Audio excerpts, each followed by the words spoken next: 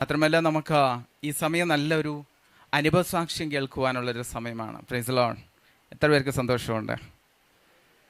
ആമേൻ, സ്തോത്രം. നല്ലൊരു അനുഭവസാക്ഷ്യമാണ്. ആമേൻ, ഹല്ലേലൂയ. ജീവൻ മാത്യു ബെളഗാം ഈ കർത്താവിൻ്റെ ദാസനെ ഈ സമയത്ത് മുൻപോട്ട് ക്ഷണിക്കുകയാണ്. ദൈവം നമ്മെ ഏവരെയും അനുഗ്രഹിക്കുമാറാകട്ടെ.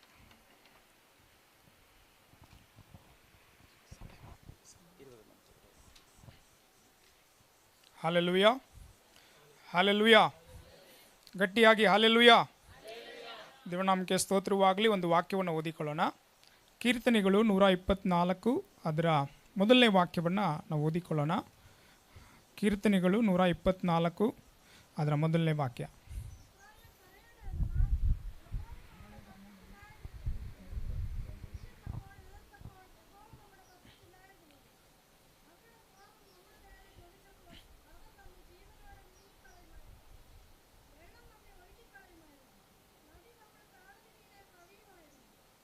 ಆಮೇನ್. ಮದಿ ಥ್ಯಾಂಕ್ ಯು ಬಸ್. ನಮಗೂ ಪ್ರಾರ್ಥನೆ ಮಾಡಿಕೊಳ್ಳೋಣ. ಪ್ರೀತಿಯಲ್ಲಿ ಐಶ್ವರ್ಯನಾಗಿರುವಂಥ ಪರಲೋಕದ ತಂದೆಯಾದ ದೇವರೇ, ಈ ಒಂದು ಸುಂದರವಾದ ಬೆಳಗಿನ ಛಾಪದಲ್ಲಿ ನಿಮ್ಮ ಮಕ್ಕಳಾದ ನಾವು ನಿಮ್ಮ ಪಾದ ಸನ್ನಿಧಿಯಲ್ಲಿ ಈ ರೀತಿಯಾಗಿ ಕೂಡಿ ಬರಲಿಕ್ಕೆ ಕರ್ತನಾದ ದೇವರೇ, ನೀವು ನಮಗೆ ಸಹಾಯ ಮಾಡಿಕೊಟ್ಟಿದ್ದಕ್ಕಾಗಿ ಸ್ತೋತ್ರ ಸ್ವಾಮಿ. ಈಗೋ ನಮ್ಮ ಹೃದಯಗಳನ್ನು, ನಮ್ಮ ಕಿವಿಗಳನ್ನು, ಅಪ್ಪ ದೇವರೇ, ನಮ್ಮ ಮನಸ್ಸನ್ನು ನಿಮ್ಮ ಕಡೆಗೆ ಏಕಾಗ್ರತೆ ಮಾಡಿಕೊಳ್ಳುತ್ತೇವೆ. ನಿಮ್ಮ ಹಿತ, ನಿಮ್ಮ ಚಿತ್ತ, ನಿಮ್ಮ ಇಷ್ಟ ಬಯಕೆಗಳನ್ನು ನಮಗೆ ತಿಳಿಸಿಕೊಡಬೇಕು ಎಂಬುದಾಗಿ ನಾವು ನಿಮ್ಮಲ್ಲಿ ಕೋರೋರಾಗಿದ್ದೇವಪ್ಪ. ಮುಂದಿನ ಎಲ್ಲ ಭಾಗಗಳನ್ನು ನಿಮ್ಮ ಚಿತ್ತದ ಹಾಗೆ ನಡೆಸಬೇಕೆಂಬುದಾಗಿ ಕೇಳಿಕೊಳ್ಳುತ್ತಾ ಯೇಸು ಕ್ರಿಸ್ತನ ಮುದಾದ ನಾಮದಲ್ಲಿ ಪ್ರಾರ್ಥಿಸ್ತೇವೆ ನಮ್ಮ ತಂದೆಯೇ. ಆಮೇನ್, ಆಮೇನ್, ಆಮೇನ್. ಹಲ್ಲೆಲೂಯ. ಕರ್ತನ ನಾಮಕ್ಕೆ ಮಹಿಮೆ ಉಂಟಾಗಲಿ. ಇಲ್ಲಿ ಎಲ್ಲರಿಗೂ ಕನ್ನಡ ಅರ್ಥ ಆಗುತ್ತಾ ಅಥವಾ ಮಲಯಾಳಮಲ್ಲೇ ಮಾತಾಡಬೇಕಂತ? ಓಕೆ, ದೇವ್ರ ನಾಮಕ್ಕೆ ಸ್ತೋತ್ರ. ನನ್ನ ಹೆಸರು ಆ್ಯಕ್ಚುಲಿ ಮಲ್ಲಪ್ಪ ನಿಂಗಪ್ಪ ಸಂಸಿ ಅಂತೇಳಿ ನನ್ನ ಹೆಸರಿತ್ತು. ಆದರೆ ಈಗ ಜೀವನ್ ಮ್ಯಾಥ್ಯೂಸ್ ಅಂತೇಳಿ ನಾನು ಚೇಂಜ್ ಮಾಡ್ಕೊಂಡಿದ್ದೀನಿ. ಹಾಗಾಗಿ ದೇವರು ನಮ್ಮೆಲ್ಲರನ್ನ ಆಶೀರ್ವಾದ ಮಾಡಲಿ. ನನಗೆ ಈ ಸಮಯವನ್ನು ಕೊಟ್ಟಿರುವಂಥ ಪ್ರಿಯ ಸೇವಕರಿಗೂ ಮತ್ತು ವೇದಿಕೆ ಮೇಲೆ ಇರುವಂಥ ಗಣ ಸೇವಕರಿಗೂ ನಾನು ವಂದನೆಗಳನ್ನು ಸಲ್ಲಿಸ್ತೇನೆ. ನನ್ನ ಮುಂದೆ ಇರುವಂಥ ಎಲ್ಲ ದೇವರ ಮಕ್ಕಳಿಗೆ ಅತಿ ಬೇಗನೆ ಬರುವ ಯೇಸು ಕ್ರಿಸ್ತನ ನಾಮದಲ್ಲಿ ಪ್ರೀತಿಯ ವಂದನೆಗಳನ್ನು ಸಲ್ಲಿಸ್ತೇನೆ. ನಾನು ಸ್ವಲ್ಪ ಸಾಕ್ಷಿಯನ್ನು ಹೇಳಿ ಸ್ವಲ್ಪ വാക്യದಿಂದ മാറ്റാടി കൂത്തൊള്ളിക്കുമ്പോഴാക്കി ഇഷ്ടപ്പെടുത്തേനെ. ഓക്കെ, ഞാൻ മലയാളത്തിൽ കൂടെ പറയാം. എൻ്റെ പേര് ജീവൻ മാത്യൂസ് എന്നാണ്. അപ്പോൾ ഞാൻ ജീവൻ മാത്യൂസ് എന്ന ഇപ്പോൾ 2019 മാറ്റിയത്. ഇന്ത്യ ഗസറ്റ് ഓഫീസിലെ പരസ്യപ്പെടുത്തി. എൻ്റെ യഥാർത്ഥ പേര് മല്ലപ്പ നിങ്കപ്പ സംസി എന്നായിരുന്നു. ഞാനത് മാറ്റിയെടുത്തു. എൻ്റെ ഞാൻ പറഞ്ഞല്ലോ. അപ്പോൾ ഞാൻ ജനിച്ചത് ഒരു ഹിന്ദു ലിംഗായത്ത് കുടുംബത്തിലാണ് ഞാൻ ജനിച്ചത്. അപ്പോൾ ഞാൻ ജനിക്കുന്ന മുമ്പേ തന്നെ എന്ന് വെച്ചാൽ എൻ്റെ അമ്മ 6 മാസം എന്നെ പ്രഗ്നൻ്റ് ആയിരിക്കുമ്പോൾ തന്നെ എൻ്റെ പിതാവ് എൻ്റെ അമ്മയെ ഉപേക്ഷിച്ച് പോയതാണ്. എൻ്റെ പിതാവിനെ ഞാൻ കണ്ടിട്ടില്ല. എങ്കിലും എനിക്ക് ഒന്നറിയാം, ഞങ്ങളെല്ലാവരെയും സ്നേഹിക്കുന്ന സ്വർഗസ്ഥനായ പിതാവ് ജീവനോടെ ഇരിപ്പുണ്ടെന്ന്. ഹല്ലേലൂയ. അപ്പം അങ്ങനെ ഞാൻ കർണാടകയിലെ ഹൂബ്ലി എന്ന് പറയുന്ന സ്ഥലത്ത്, അവിടുന്ന് ഒരു 18 കിലോമീറ്റർ മാറി ഒരു ഗ്രാമമാണ് കിരേസൂർ എന്ന് പറയും. അവിടെ വലിയ ഒന്നും സ്കൂളൊന്നും ഇല്ലാത്ത ഒരു ഗ്രാമമാണ്, ചെറിയ ഒരു ഗ്രാമം. അവിടെയാണ് ഞാൻ ജനിച്ചത്. അപ്പം ഞാൻ ജനിച്ച് ഒരു 5 വയസ്സുള്ളപ്പോൾ തന്നെ എൻ്റെ അമ്മയ്ക്ക് ഒരു അസുഖം പിടിച്ച് ഇങ്ങനെ ഹൂബ്ലി KMCയിലാണ് അഡ്മിറ്റായത്. അപ്പം അവിടെ ഹോസ്പിറ്റലിൽ 3 മാസം അവിടെ തന്നെ അഡ്മിറ്റായിരുന്നു. അവിടെ എല്ലാ ദിവസവും ഡോക്ടേഴ്സ് എല്ലാം വരുമായിരുന്നു, ഞങ്ങളെ കാണുമായിരുന്നു. അങ്ങനെ അവിടെ പരിചയപ്പെട്ട ഒരു ഡോക്ടർ ഉണ്ടായിരുന്നു. അവരും ലിംഗായത്ത് ഡോക്ടറാണ്. അപ്പോൾ എനിക്കൊരു മൂത്ത പെങ്ങളും ഉണ്ടായിരുന്നു. എൻ്റെ പെങ്ങളെ ആ ഡോക്ടർ ദത്തെടുക്കുകയാണ് ചെയ്തത്. കാരണം എൻ്റെ പിതാവ് ഇട്ടേച്ച് പോയത് കൊണ്ട് ഇതുവരെ തിരിച്ച് വന്നിട്ടില്ല. ജീവനോടെ ഇരിപ്പുണ്ടോ മരിച്ചിട്ടുണ്ടോ എന്ന് ഞങ്ങൾക്ക് അറിയത്തില്ല. അപ്പോൾ അങ്ങനെയാണ് എൻ്റെ അമ്മ KMC ഹോസ്പിറ്റലിൽ വെച്ച് തന്നെയാണ് മരിക്കുവാൻ ഇടയായി. അപ്പം മരിക്കുന്ന മുമ്പേ തന്നെ ഡോക്ടർ എൻ്റെ പെങ്ങളെ ദത്തെടുക്കുകയാണ് ചെയ്തത്. എൻ്റെ അമ്മയുടെ ഉപ്പൊക്കെ മേടിച്ച് സൈനൊക്കെ മേടിച്ച് അങ്ങനെ ഈ ഹോസ്പിറ്റലിൽ വെച്ച് തന്നെ ദത്തെടുത്തു. എൻ്റെ പെങ്ങളെ വീട്ടിലേക്ക് കൂട്ടിക്കൊണ്ടുപോയി. ഞാൻ എൻ്റെ വെല്ലമ്മച്ചി ഉണ്ടായിരുന്നു, എൻ്റെ അമ്മയുടെ അമ്മ ഉണ്ടായിരുന്നു. ഞങ്ങൾ രണ്ടുപേരും എൻ്റെ അമ്മയുടെ ശരീരം ഞങ്ങളുടെ നാട്ടിലേക്ക് കൊണ്ടുപോകാൻ പോലും ഞങ്ങൾക്ക് പൈസ ഇല്ലായിരുന്നു, ഞങ്ങൾക്ക് സാഹചര്യം ഇല്ലായിരുന്നു. അങ്ങനെ ഹൂബ്ലി KMC ഹോസ്പിറ്റലിലെ ആ ബോഡി ഞങ്ങളവിടെ കൊടുത്തിട്ടാണ് ഞങ്ങളുടെ ഗ്രാമത്തിലേക്ക് മടങ്ങിപ്പോയത്. അപ്പോൾ പോയി കുറച്ച് നാൾ അവിടെ ജീവിച്ചു. പക്ഷേ എൻ്റെ അമ്മച്ചിയെ സഹായിക്കുവാനോ അല്ലെങ്കിൽ കരുതുവാനോ ഒക്കെ ആരും ഇല്ലായിരുന്നു. അങ്ങനെയാണ് എൻ്റെ അമ്മച്ചി എന്ത് ചെയ്യുമായിരുന്നു വെച്ചാൽ 1-2 ദിവസം ഇങ്ങനെ ഹൂബ്ലി ബസ് സ്റ്റാൻഡിലും റെയിൽവേ സ്റ്റേഷനിലും പിന്നെ ഇങ്ങനെ തെരുവിലൊക്കെ ഭിക്ഷ യാചിച്ചിട്ടാണ് എന്നെ 1 വർഷം വളർത്തിയത്. അപ്പോൾ അങ്ങനെയാണ്. പിന്നെ 1 വർഷം കഴിയുമ്പോൾ എൻ്റെ വല്യമ്മച്ചിയും മരിച്ചുപോയി. അപ്പോൾ ഇതൊക്കെ കാണുമ്പോൾ എൻ്റെ നാട്ടുകാർക്കെല്ലാം ഒരു ചിന്തയായി, ഇവണിൽ എന്തോ ശാപമുണ്ട്. അതുകൊണ്ടാണ് ഞാൻ ജനിച്ച ശേഷം എൻ്റെ വീട്ടിൽ ഓരോ മരണങ്ങൾ ഉണ്ടാകുക, ഒരാളെ നഷ്ടപ്പെട്ടുകൊണ്ടിരിക്കുക, ഇങ്ങനെയൊക്കെ കാണുമ്പോൾ എല്ലാവരും വിചാരിച്ചു എന്നിൽ എന്തോ ശാപമുണ്ടെന്നാണ്. കാരണം എൻ്റെ വല്യപ്പച്ചൻ മരിച്ചുപോയി ഞാൻ ജനിച്ചു കഴിഞ്ഞിട്ട്. പിന്നെ കുറച്ച് നാൾ കഴിയുമ്പോൾ എൻ്റെ പിതാവ് വീട് വിട്ടേച്ച് പോയി. പിന്നെ എൻ്റെ ചേച്ചി ഒരാളെ ദത്തെടുത്തുകൊണ്ട് പോയി. എൻ്റെ അമ്മ മരിച്ചു, എൻ്റെ വല്യമ്മച്ചി മരിച്ചു. ഇതെല്ലാം കാണുമ്പോൾ ഗ്രാമക്കാരെല്ലാം വിചാരിച്ചു എന്നിൽ എന്തോ ശാപമുണ്ടെന്നാണ്. ഹല്ലേലൂയ.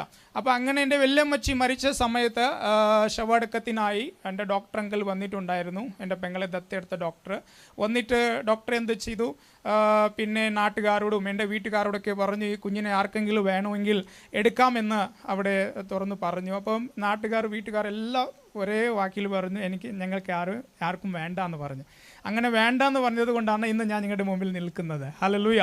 അപ്പോൾ അങ്ങനെയാണ് എൻ്റെ പിന്നെ ഡോക്ടർ ഒരു ഹിന്ദു ആയതുകൊണ്ട് ഡോക്ടറിനും പേടിയാണ്. എന്നെ വീട്ടിൽ കൊണ്ട് നിർത്തിയാൽ ഡോക്ടറിന് എന്തെങ്കിലും സംഭവിക്കും എന്നൊരു പേടിയുള്ളത് കൊണ്ട് ഡോക്ടർ എന്ത് ചെയ്തു, ഒരു അനാഥ ആലയത്തിലേക്ക് ചേർക്കാമെന്ന് അങ്ങനെ ധാർവാഡിലെ ഓക്കെ. അപ്പോൾ ಧಾರವಾಡಲ್ಲಿ ಎನ್ನೆ ಅವರು ಅನಾಥ ಆಲಯಕ್ಕೆ ಸೇರಿತು. ಓಕೆ, ನಾನು ಕನ್ನಡದಲ್ಲಿ ಕೂಡ പറയാം. ನಾನು ಹೇಳಿದ ಹಾಗೆ ನಾನು ಹುಟ್ಟಿದ್ದು ಒಂದು ಲಿಂಗಾಯತ್ ಬ್ಯಾಕ್ಗ್ರೌಂಡಲ್ಲಿ. ನನ್ನ ತಾಯಿಯವರು 6 ತಿಂಗಳು ಪ್ರೆಗ್ನೆಂಟ್ ಆಗಿರುವಾಗಲೇ ನನ್ನ ತಂದೆಯವರು ನನ್ನ ತಾಯಿಯನ್ನು ತಿರಸ್ಕರಿಸಿ ಅವರು ಊರು ಬಿಟ್ಟು ಹೋಗಿದ್ದಾರೆ. ಜೀವಂತವಾಗಿದ್ದಾರಾ ಅಥವಾ ತೀರಿ ಹೋಗಿದ್ದಾರಾ ಅಂತ ನಮಗೆ ಗೊತ್ತಿಲ್ಲ, ನಾವು ನೋಡಿಲ್ಲ ನಮ್ಮ ತಂದೆಯನ್ನು. ಆದರೆ ನನಗೊಂದು ಗೊತ್ತು. ಚಯ್ಯೋ okay, thank you first, thank you so much. Okay, ദൈവം നമുക്ക് സ്തോത്രവാകലി. ഓക്കെ, ഞാൻ പറഞ്ഞത് മലയാളത്തിൽ പറയൂ. ഓക്കെ, അപ്പം ഞാൻ പറഞ്ഞതുപോലെ അങ്ങനെ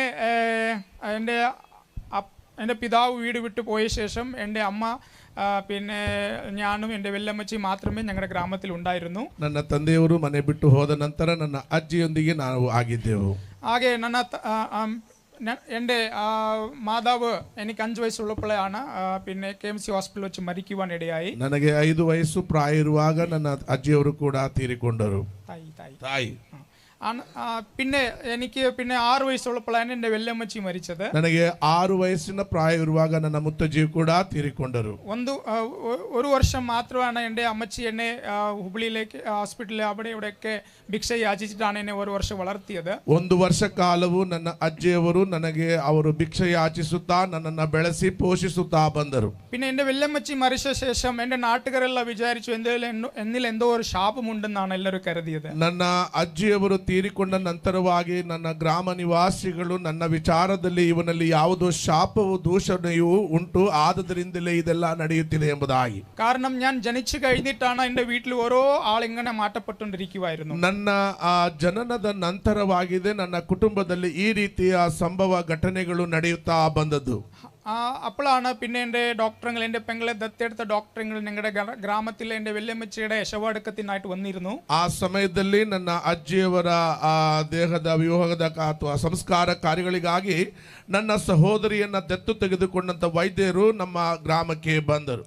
ആ ഡോക്ടറെങ്കിൽ ഞങ്ങളുടെ ഗ്രാമക്കാരോടും എൻ്റെ വീട്ടുകാരോടൊക്കെ ചോദിച്ചു ഈ കുഞ്ഞിനെ ആർക്കെങ്കിലും വേണമെങ്കിൽ എടുത്ത് വളർത്താമെന്ന് പറഞ്ഞു. ಆ ಗ್ರಾಮದಲ್ಲಿರುವ ನಿವಾಸಿಗಳಿಗೆ ಆ ವೈದ್ಯರು ಹೀಗೆ ಹೇಳಿದರು, ಈ ಮಗನನ್ನ ಯಾರಾದರೂ ತೆಗೆದುಕೊಂಡು ದತ್ತು ತೆಗೆದುಕೊಂಡು ಪೋಷಿಸಿ ಬೆಳೆಸುವುದಾದರೆ ನೀವು ತೆಗೆದುಕೊಳ್ಳಬಹುದು ಎಂಬುದಾಗಿ ಘೋಷಣೆ ಮಾಡಿದರು. പക്ഷേ എൻ്റെ ഗ്രാമക്കാരെല്ലാം ഒരേ വാക്കിൽ പറഞ്ഞു ഞങ്ങൾക്ക് ഈ കുഞ്ഞിനെ വേണ്ട എന്നാണ് എൻ്റെ ഗ്രാമക്കാരും വീട്ടുകാരും പറഞ്ഞത്. ನಮ್ಮ ಗ್ರಾಮದಲ್ಲಿರುವ ಸಮಸ್ತ ಜನ ನಿವಾಸಿಗಳು ಅವನು ನಮಗೆ ಬೇಡ ಎಂಬುದಾಗಿ ಏಕ ಸ್ವರದಲ್ಲಿ ಅವರು ಹೇಳಿದರು. കാരണം അവർ ചിന്തിച്ചത് എന്നിൽ എന്തോ ശാപമുണ്ടാണ്, അതുകൊണ്ട് എന്നെ അവർ ദത്തെടുത്താൽ അല്ലെങ്കിൽ വീട്ടിൽ കൂട്ടിക്കൊണ്ടു പോയാൽ അവിടെ വീടുകളിലും മരണം ഉണ്ടാകൂ എന്നൊരു ചിന്ത അവർക്കുണ്ടായിരുന്നു. ಅವರ ಗಮನದಲ್ಲಿ ಅವರ ಮನಸ್ಸಿನಲ್ಲಿ ಬಂದಂತ ಭಾವನೆಗಳು ಏನೆಂದರೆ ನನ್ನಲ್ಲಿ ಯಾವುದೋ ಶಾಪದೋಷಗಳು ಅಡಕವಾಗಿದೆ, ಒಂದು ವೇಳೆ ನಾವು ಅವರನ್ನ ತೆಗೆದುಕೊಂಡರೆ ನಮಗೂ ಅದು ತಟ್ಟಿ ಬರುತ್ತದೆ ತಾಕಿ ಬರುತ್ತದೆ ಎಂಬುದಾಗಿರುವ ಭಾವನೆಗಳು ಅವರು ಇದ್ದದರಿಂದ ನನ್ನನ್ನು ಅವರೆಲ್ಲರೂ ನಿರಾಕರಿಸಿದರು. ಅದು കഴിഞ്ഞിട്ട് എൻ്റെ ഡോക്ടറുകൾ എന്നെ കൂട്ടിക്കൊണ്ട് ധാರವಾಡലേക്ക് കൊണ്ടുപോയി. ನನ್ನ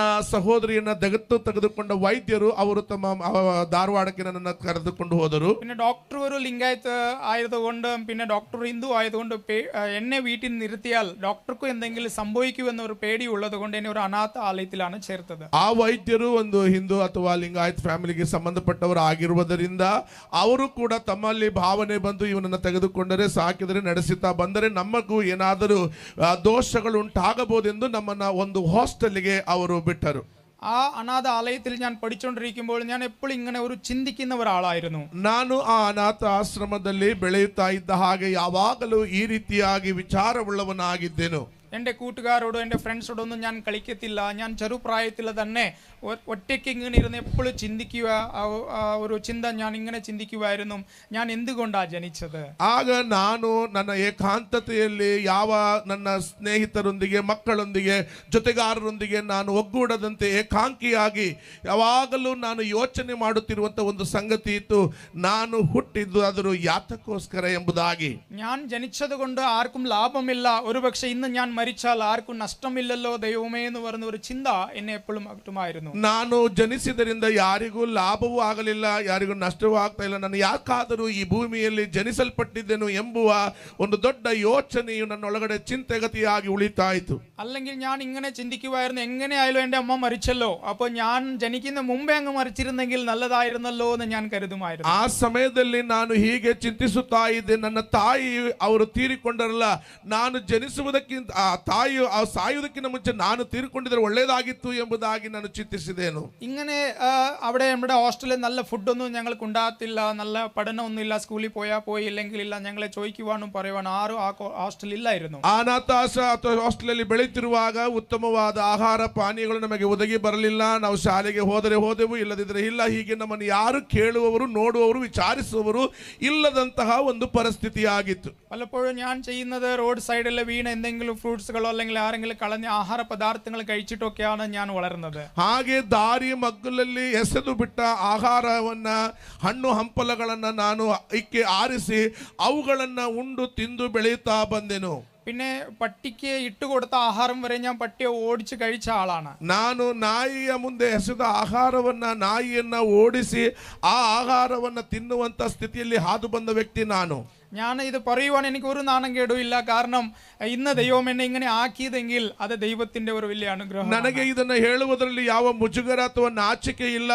ಇಂದಿನ ಈ ಪರಿಸ್ಥಿತಿಯ ಮಟ್ಟಿಗೆ ನನ್ನ ತಂದ ದೇವರಿಗೆ ಸ್ತೋತ್ರವಾಗಲಿ. അപ്പൊ അങ്ങനെ ഇരുന്ന ഞാൻ പിന്നെ എനിക്ക് ഒരു സന്തോഷവും ഇല്ലായിരുന്നു. ഞാൻ വളരെ ചിന്തിച്ച് ഇങ്ങനെ ക്ലാസ്സിലൊന്നും സ്കൂളിൽ പഠിക്കത്തില്ല, അവിടെ ടീച്ചർ പഠിപ്പിക്കുന്ന ഒന്നും ഞാൻ ശ്രദ്ധയോടെ കേൾക്കത്തില്ല, ഇങ്ങനെ എപ്പോഴും ിരിക്കുന്ന ഒരു വ്യക്തിയായിരുന്നു. ನಾನು ಉತ್ತಮವಾದ ವಿದ್ಯಾಭ್ಯಾಸದ ಗಮನವಾಗಲಿ ಅಥವಾ ಕಲಿಯುವುದಾಗಲಿ ಏನೂ ಮಾಡದ ಹಾಗೆ ನಾನು ಶಾಲೆಯಲ್ಲಾದರೂ ಕೂಡ ಅಧ್ಯಾಪಕರು ಪಾಠ ಕೊಡುವಾಗಲೂ ಕೂಡ ಇನ್ನೊಂದು ದೊಡ್ಡ ಚಿಂತನೆಯ ವಿಚಾರವಾಗಿ ನಾನು ಯಾವಾಗಲೂ ಯೋಚಿಸಿ ಚಿಂತಿಸುತ್ತಾ ಇದ್ದೆನು. അങ്ങനെ ഇരിക്കുന്ന സമയത്ത് ഞങ്ങളുടെ ഓർഫനേജിലെ ആഹാരം ഉണ്ടാക്കി തരാനായിട്ട് ഒരു കുക്കായിട്ട് ഒരു പെന്റെക്കോസ്റ്റ് ഒരു അമ്മച്ചി ഞങ്ങളുടെ ഹോസ്റ്റലിൽ വന്നു. ಆ ಸಮಯದಲ್ಲಿ ನಾನು ಕಲಿತಾ ಇದ್ದಂತಹ ಹಾಸ್ಟೆಲ್ನಲ್ಲಿ ಒಂದು ಪೆಂಟೆಕೋಸ್ಟ್ ಅನುಭವ ಇರುವಂತಹ ಒಬ್ಬ ತಾಯಿಯು ಆ ಹಾಸ್ಟೆಲ್ನ ಆಹಾರ ಮಾಡ್ಲಿಕ್ಕಿರುವಂತಹ ಒಂದು ಅಡಿಗೆ ಮಾಡುವಂತ ವ್ಯಕ್ತಿ ಆಗಿ ಅಲ್ಲಿಗೆ ಬಂದರು. ഞാനിങ്ങനെ ഒറ്റയ്ക്ക് ഇരിക്കുന്നതും ആരോടും കളിക്കാത്തതൊക്കെ ഇത് കാണുമ്പോഴൊക്കെ അമ്മച്ചി എന്നെ നോക്കിയിട്ട് പറഞ്ഞു, ഇങ്ങനെ എന്നെ കാണുമ്പോഴൊക്കെ പറയും, മോനെ നിന്നെ യേശുപ്പച്ച സ്നേഹിക്കുമെന്ന് പറയും. ನಾನು ಒಂಟಿಯಾಗಿ ಇರುವಂತಹ ವೇಳೆಗಳಲ್ಲಿ ಆ ತಾಯಿ ನನಗೆ ಭರವಸೆ ನೀಡುತ್ತಾ ಇದ್ದರು, ನೀನು ಯಾಕೆ ಹೀಗೆ ಒಂಟಿಯಾಗಿದ್ದೀ, ನಿನ್ನನ್ನ യേശു പ്രീതിಸುತ್ತಿದ್ದಾನೆ ಎಂದು ಹೇಳುತ್ತಿದ್ದರು. ഞാൻ പറയും, അങ്ങനെ എന്നെ സ്നേഹിക്കുന്ന ഒരു ദൈവം ഉണ്ടായിരുന്നെങ്കിൽ എൻ്റെ ജീവിതത്തിൽ ഇതൊക്കെ എന്തിനാണ് സംഭവിക്കുന്നത്, എന്തിനാ എൻ്റെ മാതാപിതാക്കൾ അല്ലെങ്കിൽ എൻ്റെ ചേച്ചി എല്ലാവരും എന്നെ നിന്ന് അകറ്റിയതെന്നൊക്കെ എങ്ങനെ പറഞ്ഞു ഞാൻ ചിന്തിക്കുന്ന ഒരു വ്യക്തിയായിരുന്നു. ಹಾಗೆ ಒಂದು ದೇವರು ಇರುವುದಾದರೆ ಮತ್ತೆ ನನ್ನ ಜೀವಿತದಲ್ಲಿ ಇದೆಲ್ಲ ಯಾಕೆ ಸಂಭವಿಸಿತು, ನನ್ನ ತಾಯಿ ತೀರಿದರು, ಅಜ್ಜಿ ತೀರಿಕೊಂಡರು, ನನ್ನ ಸಹೋದರಿ ದತ್ತಲ್ಪಡೆಯಲ್ಪಟ್ಟಳು, ಈಗೆಲ್ಲ ನನ್ನ ಜೀವಿತದಲ್ಲಿ ಯಾಕೆ ಇದೆಲ್ಲ ನಡೆಯುತ್ತಾ ಬಂದು ಎಂದು ಸದಾಕಾಲ ನಾನು ಚಿಂತಿಸುತ್ತಾ ಇದ್ದೆನು. അങ്ങനെ ഞാൻ വളരെ ചിന്തിച്ചുകൊണ്ടിരിക്കുന്ന സമയത്ത് ഒരു ദിവസം എനിക്ക് ഇങ്ങനെ തോന്നി, എന്നാ ഒന്ന് പ്രാർത്ഥിക്കണോ, എനിക്ക് അങ്ങനെ തോന്നി. ಆ ಸಂದರ್ಭದಲ್ಲಿ ನನಗೋಸ್ಕರ ಪ್ರಾರ್ಥಿಸಬೇಕೆನ್ನುವಂತ ಒಂದು ಬಯಕೆ ನನ್ನಲ್ಲಿ ಆ ರೀತಿಯ ಚಿಂತೆಯ ಸಮಯದಲ್ಲಿ ಉಂಟಾಯಿತು. ഒരു രാത്രി 7ാം ക്ലാസ് ഞാൻ പഠിക്കുന്ന സമയത്ത് എനിക്ക് ഉറക്കം വന്നില്ല. ഞാൻ രാത്രി എഴുന്നേറ്റിരിക്കുക, ഇങ്ങനെ ഡോമിറ്ററിൽ എൻ്റെ സ്നേഹിതന്മാരെല്ലാം കിടക്കുമായിരുന്നു, പക്ഷെ ഞാൻ കട്ടിലിൽ ഇരുന്നുകൊണ്ട് ഇങ്ങനെ കണ്ണു തുറന്ന് പ്രാർത്ഥിക്കുമായിരുന്നു. ನಾನು ಆ ದಿನಗಳಲ್ಲಿ ನನ್ನ ಡಾರ್ಮೆಟ್ರಿ ಹತ್ರ ನನ್ನ ಕೋಣೆಯಲ್ಲಿ ಎಲ್ಲರೂ ಯವನಸ್ಥರು ಮಕ್ಕಳು ಮಲಗಿಕೊಂಡಿರುವಾಗ ನಾನು ರಾತ್ರಿ ವೇಳೆಯಲ್ಲಿ ಎದ್ದು ಕುಳಿತು ಹೀಗೆ ನಿದ್ರೆ ಕಳೆಯುತ್ತಾ ಇದ್ದೆನು. എനിക്ക് പ്രാർത്ഥിക്കാൻ അറിയത്തില്ലായിരുന്നു, കണ്ണടച്ചൊന്നും അല്ല, ഞാൻ കണ്ണു തുറന്ന് തന്നെയാണ് പറഞ്ഞത്.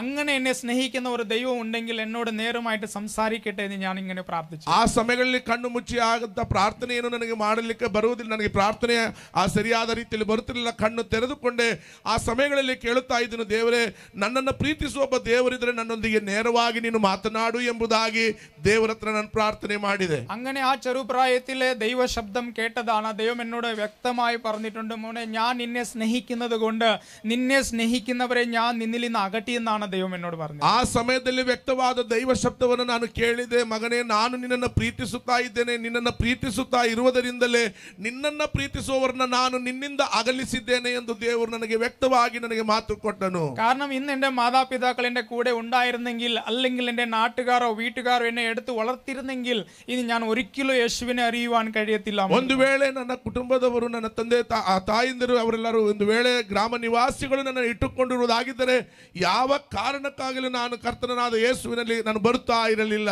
അന്ന് എനിക്ക് ഒത്തിരി വിഷമം ഉണ്ടായിരുന്നു, എല്ലാം നഷ്ടപ്പെട്ടല്ലോ, പിന്നെ എനിക്ക് മാതാപിതാക്കളില്ലല്ലോ, സഹോദരി ഉണ്ടെങ്കിലും ദൂരെയാണല്ലോ എന്നൊരു ചിന്തയൊക്കെ എനിക്ക് അന്ന് എന്നെ ഒത്തിരി വേദനിപ്പിക്കുമായിരുന്നു. ಆ ದಿನಗಳಲ್ಲಿ ನನಗೆ ತಾಯಿ ತಂದೆಯರಿಲ್ಲಲ್ಲ, ನನ್ನ ಸಹೋದರಿ ಇಲ್ಲಲ್ಲ, ನನಗೆ ದೂರವಾಗಿದ್ದಾರಲ್ಲ ಎಂಬುದಾಗಿ ಆ ದಿನಗಳಲ್ಲಿ ನಾನು ಚಿಂತಿಸಿ ವಿಚಾರ ಮಾಡುತ್ತಾ ಇದ್ದೇನು. പക്ഷെ ഇന്ന് എനിക്ക് വളരെ സന്തോഷമാണ്. കാരണം ഞാൻ എപ്പോഴും പറയുന്ന ഒരു കാര്യമുണ്ട്, നിങ്ങൾക്കൊക്കെ ഒരു അപ്പനും ഒരു അമ്മയും ഉണ്ടെങ്കിൽ എന്നെ സ്നേഹിക്കുവാൻ ഒത്തിരി നൂറുകണക്ക് അപ്പന്മാരും അമ്മമാരും എനിക്ക് ഈ ഇന്ത്യയിൽ എല്ലായിടത്തും ഉണ്ടെന്ന് ഞാൻ എപ്പോഴും പറയും. ಅವರು ನನಗೆ ತಂದೆ ತಾಯಿಂದರಾಗಲಿ ಸಹೋದರರಾಗಲಿ ಇಲ್ಲದೆ ಹೋದರೂ ಕೂಡ ನನಗೆ ಈಗ ನೂರಾರು ತಂದೆ ತಾಯಿಂದಿರನ್ನ ಜಗದಾಂತ್ಯದಲ್ಲಿ ನನ್ನನ್ನು ಪ್ರೀತಿಸುವ ಉತ್ತಮವಾದ ತಂದೆ ತಾಯಿಂದಿರನ್ನ ದೇವರು ನನಗೆ ಕೊಟ್ಟಿದ್ದಾನೆ.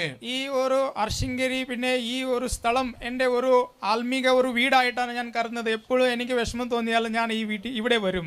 ನನ್ನ ಈ ಒಂದು ಅರ್ಶಿಣಗಿರಿ ಪ್ರಾಂತವು ನನಗೆ ನನ್ನ ಜೀವಿತಕ್ಕೆ ಒಂದು ತಂಗುದಾಣ ಅಥವಾ ನನ್ನ ಮನೆಯಾಗಿ ನಾನು ಇದನ್ನ ಕಂಡಿದ್ದೇನೆ. ನನ್ನ ದುಃಖವು ತುಂಬುವಾಗ, ನನ್ನ ಮನಸ್ಸು ನೊಂದಾಗ ನಾನು ಈ ಅರ್ಶಿಣಗಿರಿ ಗ್ರಾಮಕ್ಕೆ ಬರುತ್ತೇನೆ.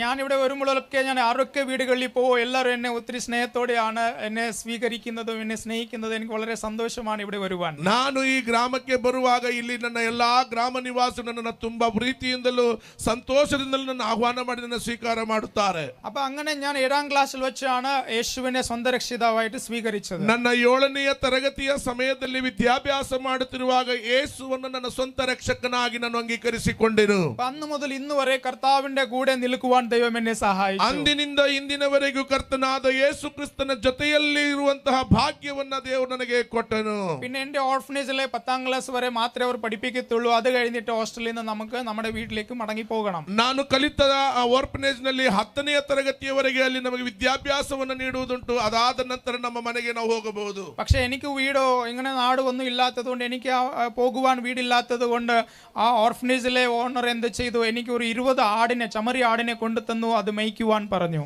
ನನಗೆ ಎಲ್ಲಿ ಮನೆಯಾಗಲಿ ಕುಟುಂಬವಾಗಲಿ ಏನು ಇಲ್ಲದ ಕಾರಣ ಆ ಹಾಸ್ಟೆಲ್ನ ನಡೆಸುವ ಅದರ ಅಧಿಕಾರಿಯವರು ನನಗೆ ಕೆಲವು ಕುರಿಗಳನ್ನು ತಂದುಕೊಟ್ಟು ಅದನ್ನ മേಯಿಸಲಿಕ್ಕೆ ನನ್ನನ್ನು ಒಪ್ಪಿಸಿ ಬಿಟ್ಟು ಬಿಟ್ಟರು. ഞാനൊരു ഏർഗണൊക്കെ പിടിച്ചോണ്ട് കാട്ടിലൊക്കെ പോകും, ആടിനെ കൊണ്ട് ബൈബിളൊക്കെ കൊണ്ട് ഞാൻ പോകും. അപ്പോൾ ചമരി ആടുകൾ ഇങ്ങനെ മേയിച്ചുകൊണ്ടിരിക്കുന്ന സമയത്ത് ഞാൻ പാട്ടൊക്കെ പാടി ബൈബിളൊക്കെ വായിച്ച് കാട്ടിലാണ് ഞാൻ ജീവിച്ചത്. ಹಾಗೆ ಆ ಕುರಿಗಳನ್ನ ಮೇಯಿಸುತ್ತಾ ಅಡವಿಗಳಲ್ಲಿ ಬೈಬಲ್ ತೆಗೆದುಕೊಂಡು ಹಾಡುತ್ತಾ ನನ್ನ ಜೀವನದ ಸಾಗುವಿಕೆಯು ದಾರಿಯ ಆ ಬೀದಿಗಳಲ್ಲಿ ಮತ್ತು ಆ ಅಡವಿಗಳಲ್ಲಿ ಕುರಿಗಳೊಂದಿಗೆ ನನ್ನ ಬೆಳವಣಿಗೆ ನಡೆಯಿತು. അപ്പോൾ ഉച്ച സമയത്ത് നല്ല ചൂട് സമയത്ത് ഈ ആടൊക്കെ ഈ മരത്തിന്റെ കീഴെ വന്ന് കിടക്കും. ಆ ಮಧ್ಯಾಹ್ನದ ಬಿಸಿಲಿನ ಸಮಯದಲ್ಲಿ ಕುರಿಗಳು ಈ ಮರದ ತಂಗಣ ಒಂದು ನೆರಳಲ್ಲಿ ಬಂದು ಮಲಗಿರುತ್ತವೆ. അപ്പൊ ഞാൻ മരത്തിന് താഴെ ഇറങ്ങി വന്ന് ആടിനെ നോക്കി ഞാൻ പ്രസംഗിക്കുമായിരുന്നു. നീ മാനസാന്തരപ്പെടണം, നീ സ്ഥാനപ്പെടണം എന്നൊക്കെ പറഞ്ഞ് ഞാൻ യഥാർത്ഥ ആടിനോടാണ് ആദ്യമേ പ്രസംഗിച്ചത്. ನಾನು ಮೊದಲನೇ ಬಾರಿ ಆಡುಗಳೊಂದಿಗೆ ನೀನು ಮಾನಸಾಂತರ ಪಡಬೇಕು, ನೀನು ದೀಕ್ಷಾಸ್ನಾನ ಹೊಂದಬೇಕೆಂಬುದಾಗಿ ಗಿಡದಿಂದ ನಾನು ಆ ನೆರಳಲ್ಲಿ ನಿಂತುಕೊಂಡು ಮೊದಲನೇದಾಗಿ ನಾನು ನಿಜವಾದ ಆಡುಗಳೊಂದಿಗೆ ನಾನು ಮೊದಲನೇ ಪ್ರಸಂಗವು ಆರಂಭವಾಯಿತು. അങ്ങനെയാണ് ഞാൻ പ്രസംഗം കാട്ടിലാണ് പഠിച്ചത്. ನಾನು ಹಾಗೆ ಸಂದೇಶ ಸಾರುವುದನ್ನ ಅಡವಿಗಳಲ್ಲಿ ನಾನು ಕಲಿತುಕೊಂಡೆನು. അത് കഴിഞ്ഞിട്ടാണ് എനിക്ക് പാസ്റ്റർ ആകണമെന്ന് ഭയങ്കര ആഗ്രഹം. പക്ഷെ എനിക്ക് വായിക്കുവാനോ എഴുതുവാനോ അങ്ങനെ ഒന്നും എനിക്ക് അറിയത്തില്ലായിരുന്നു. ನಂತರ ದಿನಗಳಲ್ಲಿ ನನಗೆ ಸೇವಕನಾಗಬೇಕು ಬಯಕೆಯೂ ಉಂಟಾಯಿತು. ಆದರೆ ವ್ಯಕ್ತವಾಗಿ ಬರೆಯುವುದು ಓದುವಂತಹ ಅಭ್ಯಾಸವು ನನಗೆ ಸರಿಯಾದ ಸ್ಥಿತಿಯೂ ഉണ്ടാಗಿರಲಿಲ್ಲ. അങ്ങനെയാണ് ഞാൻ ആദ്യമായിട്ട് ബെൽഗാമിലെ ഒരു സിറ്റി തോമസ് എന്ന് പറഞ്ഞ അപ്പച്ചൻ ഉണ്ടായിരുന്നു. ಆ ಬೆಲ್ಗಾಂನಲ್ಲಿ ಇದ್ದಂತಹ ಸಿಟಿ ಥಾಮಸ್ ಪಾಸ್ಟರ್ ಅವರ ಪರಿಚಯ ನನಗೆ ಆಯಿತು. ആ പാസ്റ്റർ അപ്പച്ചനോട് ഞാൻ പറഞ്ഞു, അപ്പച്ചൻ എനിക്ക് ബൈബിൾ കോളേജ് പഠിക്കണം, എനിക്ക് പാസ്റ്റർ ആകണമെന്ന് ഞാൻ പറഞ്ഞു. ಅವರೊಂದಿಗೆ ನಾನು ಭಿನ್ನಭಿಸಿ ಕೇಳಿಕೊಂಡೆನು. ಪಾಸ್ಟರ್ ಅಪ್ಪಚವರೇ, ನನಗೆ ಆ ಸುವಾರ್ತಿಕನಾಗಬೇಕು, ಸೇವಕನಾಗಬೇಕು, ಬೈಬಲ್ ಕಾಲೇಜ್ ಕಲಿಯಬೇಕೆಂಬುದಾಗಿ. അങ്ങനെയാണ് 2008 ഈ മുണ്ടുകോടിലെ കൊപ്പയിലെ നമ്മുടെ ബിജു ജോയ് പാസ്റ്റർ നടത്തുന്ന ബൈബിൾ കോളേജിലെ ഞാൻ വരുവാൻ ഇടയായി. ಆ ದಿನಗಳಲ್ಲಿ ಟ್ರಿನಿಟಿಯ ಸಭೆಯ ವತಿಯಿಂದ ನಡೆಯುತ್ತಾ ಇದ್ದಂತಹ ಬಿಜು ಪಾಸ್ಟರ್ ಅವರ ಅಧ್ಯಕ್ಷತೆಯಲ್ಲಿ ನಡೆಯುತ್ತಾ ಬಂದಂತಹ ನಮ್ಮ ಕೊಪ್ಪದಲ್ಲಿ ಗ್ರಾಮದಲ್ಲಿ ನಡೆದಂತಹ ಬೈಬಲ್ ಕಾಲೇಜಿನಲ್ಲಿ ಅವರು ദൈനಕ್ಕೆ ಬಂದರು. അപ്പൊ ഞാൻ ഇവിടെ കുറച്ചു നാൾ പഠിച്ചു. അത് കഴിഞ്ഞിട്ടാണ് കേരളത്തിൽ നിന്ന് PG മാത്യു സാർ ഒരു ദിവസം വന്നപ്പോൾ അപ്പൊ ആ സാർ എന്നെ കേരളത്തിലേക്ക് കൂട്ടിക്കൊണ്ടുപോയി. ಹಾಗೆ ನಾನು ವೇದಾಧ್ಯಯನವನ್ನು ಕಲಿಯುತ್ತಾ ಇದ್ದ ಸಂದರ್ಭಗಳಲ್ಲಿ PG ಮ್ಯಾಥ್ಯೂ ಸರ್ ಅವರು ಕೇರಳದಿಂದ ಬಂದರು. ಅವರು ನನ್ನನ್ನ ತಮ್ಮ ಕಡೆಗೆ ನನ್ನನ್ನು ಕರೆದುಕೊಂಡು ತೆಗೆದುಕೊಂಡು ಹೋದರು. അപ്പൊ ഞാൻ കേരളത്തിൽ പോയപ്പോൾ എനിക്ക് മലയാളം ഒന്നും സംസാരിക്കാൻ അറിയത്തില്ല, കന്നഡ മാത്രമേ എനിക്ക് അറിയത്തുള്ളായിരുന്നു. ನಾನು ಆ ದಿನಗಳಲ್ಲಿ ಕೇರಳಕ್ಕೆ ಹೋದಾಗ ನನಗೆ ಮಲಯಾಳ ಭಾಷೆ ಯಾವುದೂ ನನಗೆ ಗೊತ್ತಿಲ್ಲ, ಕನ್ನಡ ಮಾತ್ರ ತಿಳಿದಿರುವಂತ ವ್ಯಕ್ತಿ ನಾನು.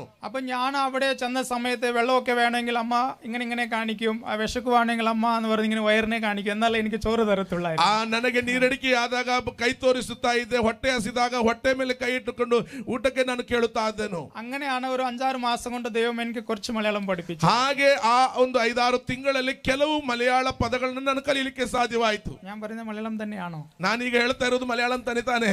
ഹല്ലേലൂയ. ഹല്ലേലൂയ. അങ്ങനെയാണ് അവിടെ പഠിച്ചു. പിന്നെ പഠിച്ചുകൊണ്ടിരിക്കുന്ന സമയത്ത് എനിക്ക് ഇംഗ്ലീഷ് വായിക്കാനോ എഴുതാനോ ഒന്നും അറിയത്തില്ല. ಆ ಕಲಿಯುತ್ತಾ ವೇದಾಧ್ಯಾಯ ಅಲ್ಲಿ ಅವರೊಂದಿಗೆ ಇದ್ದಂತ ಸಮಯದಲ್ಲಿ ನನಗೆ ಇಂಗ್ಲಿಷ್ ಅಥವಾ ಈ ಒಂದು ಆಂಗ್ಲ ಭಾಷೆಯ ಯಾವ ಒಂದು ಬರವು ನನಗೆ ಗೊತ್ತಿಲ್ಲ, ಓದುವುದು ನನಗೆ ಹೇಳುವುದು ಗೊತ್ತಿಲ್ಲ. ഈ PG മാത്യു സാർ എന്നെ ഇംഗ്ലീഷ് മീഡിയം ബൈബിൾ കോളേജിലാണ് ചേർത്തത്. കാരണം എനിക്ക് മലയാളം വായിക്കാൻ എഴുതാൻ അറിയത്തില്ലല്ലോ. ನನಗೆ ಮಲಯಾಳಂ ಬರೀಲಿಕ್ಕೂ ಓದಲಿಕ್ಕೂ ಬಾರಲಾರದ ಕಾರಣ PG ಮ್ಯಾಥ್ಯೂ ಸರ್ ಅವರು ನನ್ನನ್ನು ಹೋಗಿ ಸೇರಿಸಿರುವುದು ಆಂಗ್ಲ ಭಾಷೆ ಅಂದ್ರೆ ಇಂಗ್ಲಿಷ್ ಭಾಷೆಯ ಒಂದು ಬೈಬಲ್ ಕಾಲೇಜಿನ ತರಬೇತಿಯಲ್ಲಿ ನನ್ನನ್ನು ಸೇರಿಸಿದರು. അപ്പൊ ഞാൻ രാത്രി ഇരുന്ന് ദൈവത്തോട് കരയും. എല്ലാ എന്റെ സ്നേഹിതന്മാർ കിടക്കുമ്പോൾ ഞാൻ ഇവിടെ ഇടത്തോട്ട് കന്നഡ ബൈബിളും വലത്തോട്ട് ഇംഗ്ലീഷ് ബൈബിൾ വെച്ച് 2 കൈ വെച്ച് പ്രാർത്ഥി കർത്താവേ എനിക്ക് ഇംഗ്ലീഷ് വായിക്കാൻ പഠിപ്പിക്കണേ എന്ന് പറഞ്ഞു. ಆ ಸಮಯಗಳಲ್ಲಿ ನನ್ನ ಎಲ್ಲ ಜೊತೆ ವಿದ್ಯಾರ್ಥಿಗಳು ರಾತ್ರಿಯ ವೇಳೆ ಮಲಗುವಾಗ ನಾನು ನನ್ನ ಕನ್ನಡ ಬೈಬಲ್ ಒಂದು ಕಡೆಯಲ್ಲಿ, ಇಂಗ್ಲಿಷ್ ಆಂಗ್ಲ ಭಾಷೆಯ ಪುಸ್ತಕವನ್ನ ಒಂದು ಕಡೆಯಲ್ಲಿಟ್ಟು ಕೈಗಳನ್ನು ಇಟ್ಟುಕೊಂಡು ನಾನು ದೇವರ ಹತ್ರ ಪ್ರಾರ್ಥನೆ ಮಾಡುತ್ತಿದ್ದೆ, ಸ್ವಾಮಿ ನನಗೆ ಇಂಗ್ಲಿಷ್ ಓದಬೇಕು,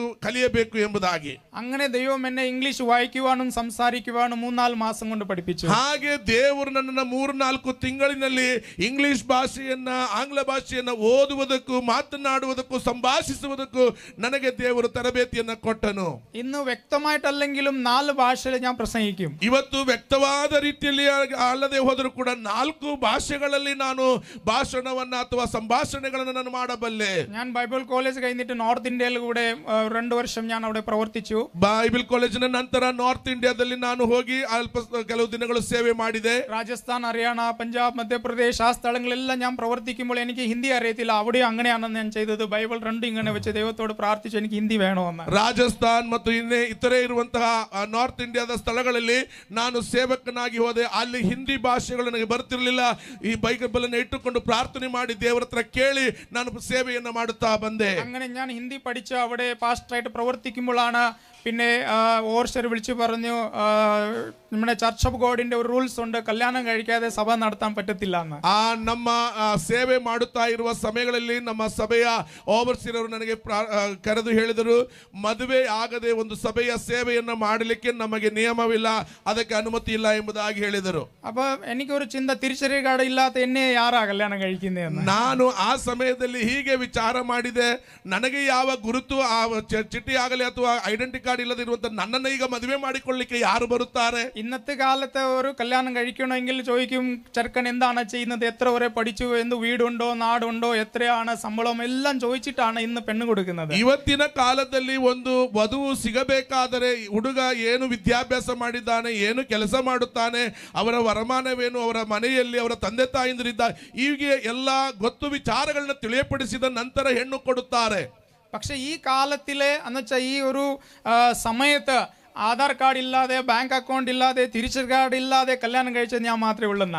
ಈಗ ನಾನು ಅಂದ್ಕೊಳ್ತೇನೆ, ಒಂದು ಗುರುತಿನ ಆಧಾರ ಆಗಲಿ ಅಥವಾ ಬ್ಯಾಂಕಿನ ಪಾಸ್ಬುಕ್ ಆಗಲಿ ಯಾವ ಒಂದು ಆಧಾರತೆಗಳು ಇಲ್ಲದೆ ಇದ್ದಂತ ವ್ಯಕ್ತಿಯಾಗಿ ಮದುವೆಯಾಗಿದ್ದರೆ ನಾನೇ ಎಂಬುದಾಗಿ ಹೇಳಬಹುದು. ഞാൻ മധ്യപ്രദേശിലെ പാസ്റ്ററായിട്ട് പ്രവർത്തിക്കുമ്പോൾ PG മാത്യു സാർ എന്നെ വിളിച്ചു പറഞ്ഞു, മോനെ ഇങ്ങ കേരളത്തിൽ വരണം, ഒരു കാര്യമുണ്ടെന്ന് എന്നെ വിളിച്ചു. ಮಧ್ಯಪ್ರದೇಶದಲ್ಲಿ ಸೇವೆಯನ್ನ ಮಾಡುತ್ತಿದ್ದಾಗ PG ಮ್ಯಾಥ್ಯೂಸ್ ಅವರು ನನಗೆ ಫೋನ್ ಮಾಡಿ ಹೇಳಿದರು, ನೀನು ಇಲ್ಲಿಗೆ ಹಿಂತಿರುಗಿ ಬರಬೇಕು ಎಂಬುದಾಗಿ. ಎಂಬುದಾಗಿ. പെണ്ണ് കാണാനെന്ന് എന്നോട് പറഞ്ഞില്ല. ഞാൻ അങ്ങ് പോയി. കേരളത്തിൽ എൻ്റെ കയ്യിൽ 1000 രൂപയേ ഉള്ളൂ, ബാങ്ക് അക്കൗണ്ട് പോലും എനിക്കില്ല. ഞാൻ കേരളത്തിൽ പോയി. സാറ് പറഞ്ഞു നാളെ നമുക്ക് ഒരിടത്ത് പോകണോ, രാവിലെ റെഡിയായി നിൽക്കണമെന്ന് പറഞ്ഞു. ನನ್ನ ಕೈಯಲ್ಲಿ ಆ ಸಮಯದಲ್ಲಿ ಹಣವಾಗಲಿ ಯಾವುದೂ ಇಲ್ಲ, ಕೇವಲ 1000 ರೂಪಾಯಿ ಮಾತ್ರ ನನ್ನ ಹತ್ರ ಇದ್ದಿರುವುದು.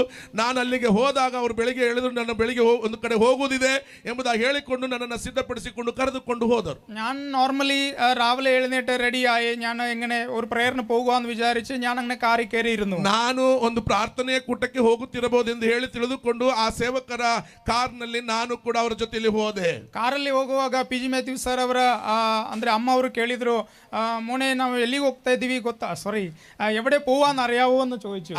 ಹಾಗೆ ನಾನು ಹೋಗುತ್ತಿರುವಾಗ ಅವರು ಆ ಸೇವಕರ ಮನೆಯವರು ಕೇಳಿದರು, ನನಗೆ ಹೀಗೆ ಕೇಳಿದರು, ಮಗನೇ ನೀನು ಎಲ್ಲಿಗೆ ಹೋಗ್ತಾ ಇದ್ದೀನಿ ನಿನಗೆ ಗೊತ್ತಾ ಎಂಬುದಾಗಿ.